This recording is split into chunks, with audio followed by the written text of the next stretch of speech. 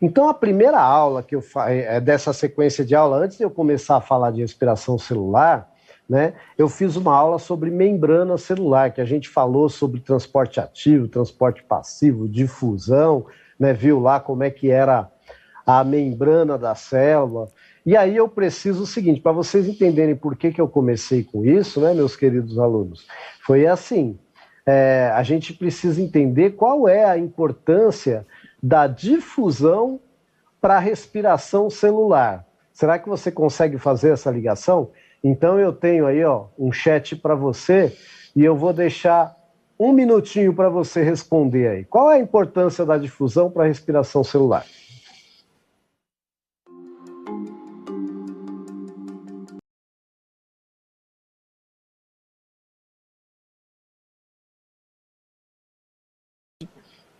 Perfeito, né? Então a gente vai ter aí a questão da entrada de oxigênio, né? Tanto nas células sanguíneas quanto na célula que vai ser utilizada, e depois a saída do gás carbônico, então entra o gás oxigênio e sai o gás carbônico, né? Por difusão.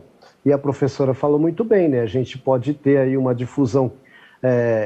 Neste caso aí não vai ter gasto de energia, mas quando tem o caso da glicose lá, que vai precisar da ajuda do hormônio insulina, aí destica para poder entrar na célula, então vai haver gasto de energia, uma difusão facilitada.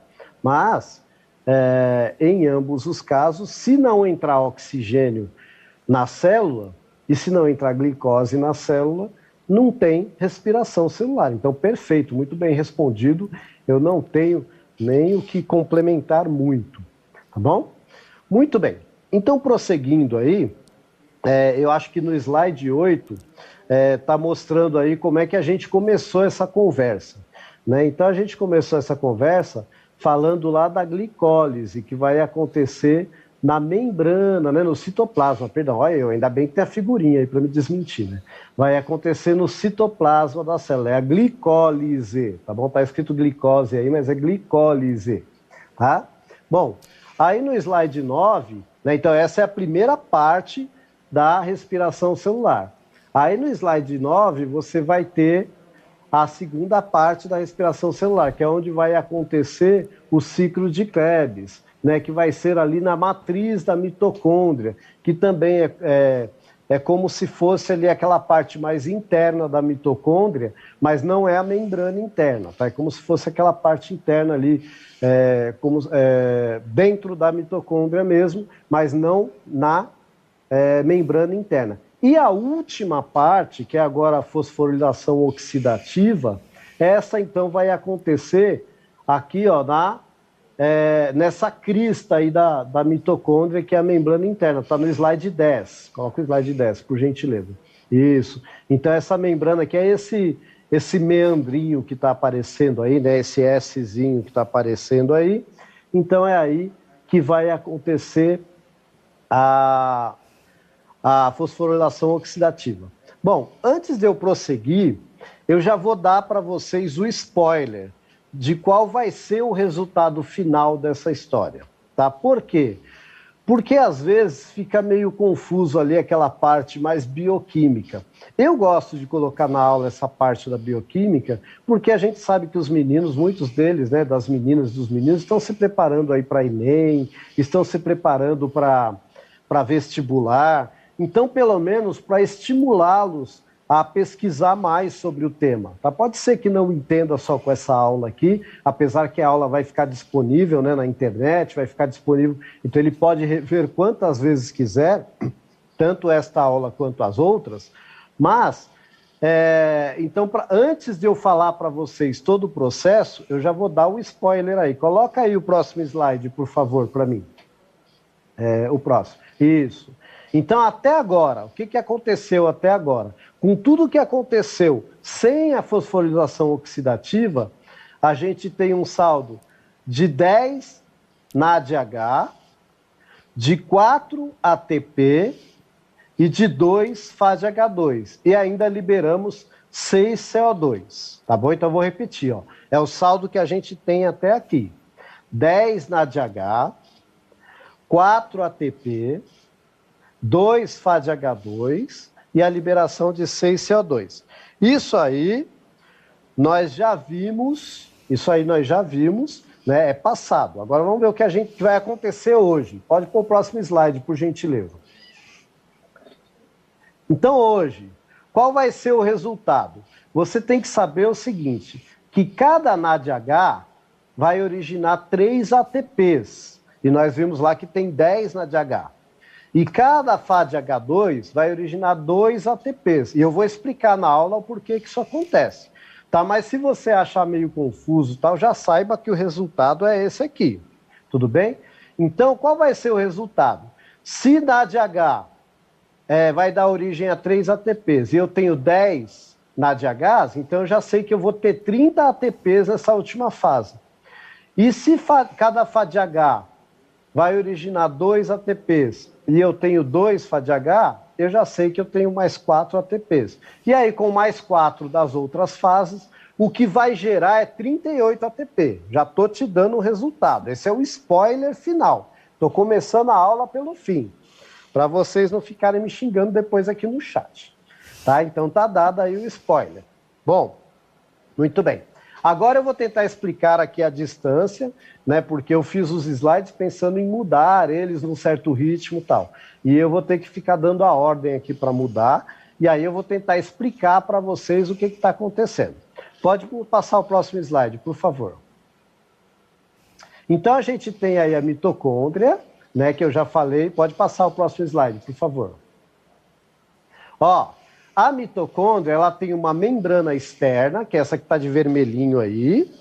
Pode passar o próximo, por favor. E ela tem uma membrana interna, que faz aqueles meandros lá, tá ok? O que a gente vai se ater hoje é na membrana interna e esse espaço entre a membrana interna e a membrana externa. Pode passar o próximo, por favor. Então, olha só, eu tenho aí, representando a membrana externa da mitocôndria, a membrana interna, né, e a matriz lá dentro. Tá bom? Pode passar o próximo, por favor. Isso. Ó, tá vendo esses H+ aí? Então, eles estão sendo atraídos pelo oxigênio. Mas só existe uma forma de eles chegarem até o oxigênio. Tá? Eles precisam sair, né, da matriz da mitocôndria, passar ali pela parte externa, ali, entre a membrana externa e a membrana interna, para poder entrar nessa ATP sintase ou ATP sintetase, que é esse negócio que parece um jarrinho aí. Isso é uma proteína, onde o oxigênio está embaixo. Então vamos ver o próximo slide aí. Ó, tá vendo? Ó? O NADH, quando ele chega, ele atrai esse átomo de hidrogênio para cima. Pode passar o próximo slide. Isso, tá vendo? Ó? Então, quem que atraiu esse NADH, esse H para cima? Foi quando o NADH passou aí. Pode passar o próximo slide. Isso. Pode passar o próximo slide. Tá vendo? Ó, esses Hzinhos aí, eles foram atraídos pelo oxigênio. Tá? E eles só conseguem chegar se eles passarem ali pela ATP sintase ou ATP sintetase, que é o que vai acontecer agora. Pode passar o próximo slide, por favor. Ó, tá vendo que tá entrando o Hzinho ali na ATP sintase ou ATP sintetase? Por que que essa molécula tem esse nome? Porque quando esse Hzinho entra aí, essa molécula, essa proteína gira e aí ela reestabelece um ATP. Quer ver? Pode passar o próximo slide. Tá? Então, ó, é um ADP que vai somar a um ATP. Vai somar a um fósforo e gerar um ATP. De novo. Pode passar o próximo slide, por favor. Ó, vocês viram que tinham 3 Hzinhos lá? Pode passar o próximo slide. Isso. Então, quando é o NADH, ele vai gerar 3 ATPs por causa disso. Ó. Ele tem energia suficiente, né? Ele capturou ali elétrons. E aí, lembra lá que a gente falou que ele era um aceptor de elétrons e tal? E aí ele capturou esse elétron, e quando esse elétron passa entre a membrana interna e entre a membrana externa, ele quer voltar para a matriz. E para voltar para a matriz só existe um caminho, passar por essa proteína, ATP sintetase ou ATP sintase. E para isso acontecer, né, ele passa, gira e gera um ATP. Qual é a diferença do NADH para o FADH? Já vou falar já, passa o próximo aí. Isso.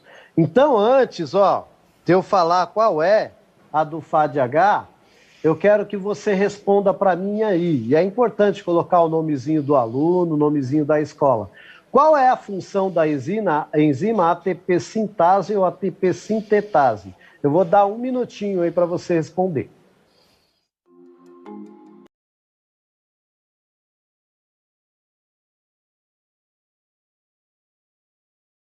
O nome, né? ATP sintase ou ATP sintetase, síntese vem desse significado mesmo de construir, de fabricar, de montar. Tá? Então, se você lembrar disso, fotossíntese, né? Alguma coisa que é fabricado através da luz. Né? ATP sintase ou sintetase. Então, ela ajuda a produzir a molécula de ATP. Na verdade, ela restaura, né? Como o professor falou muito bem.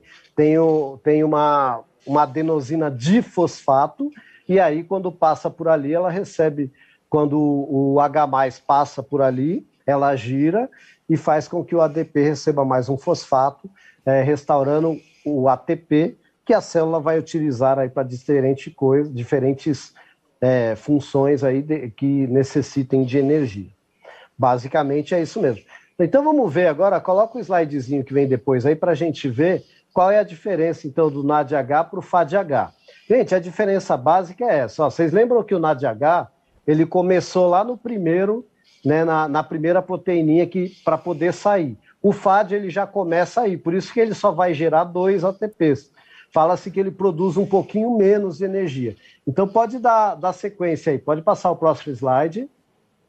Você vai ver que é muito semelhante ao outro, pode passar. Isso, pode passar. Tá vendo? Por isso que o FAD vai gerar só 2 ATPs, enquanto o NAD gera 3 ATPs. Pode passar isso também. Pode passar o próximo. Isso, pode voltar para mim. Então, gente, pode voltar para mim, por favor. Então, assim, a gente viu que enquanto o NAD vai gerar 3 ATPs, o FAD vai gerar 2. Então, uma perguntinha aí, né, para ver se vocês prestaram atenção, eu tenho certeza que vocês prestaram. Pode colocar o próximo slide aí, então, por favor. Isso. Em que parte da mitocôndria ocorre a cadeia respiratória? 1 minuto.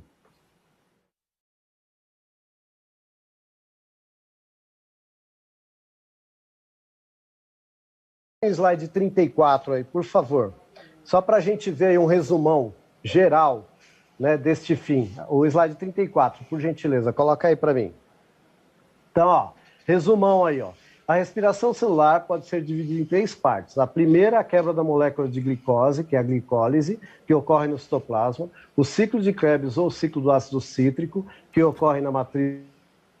E a cadeia respiratória, que acontece nas cristas ou membrana interna da mitocôndria. Gente, eu vou ficar por aqui, agradecendo muito a participação de todo mundo, e a professora Priscila.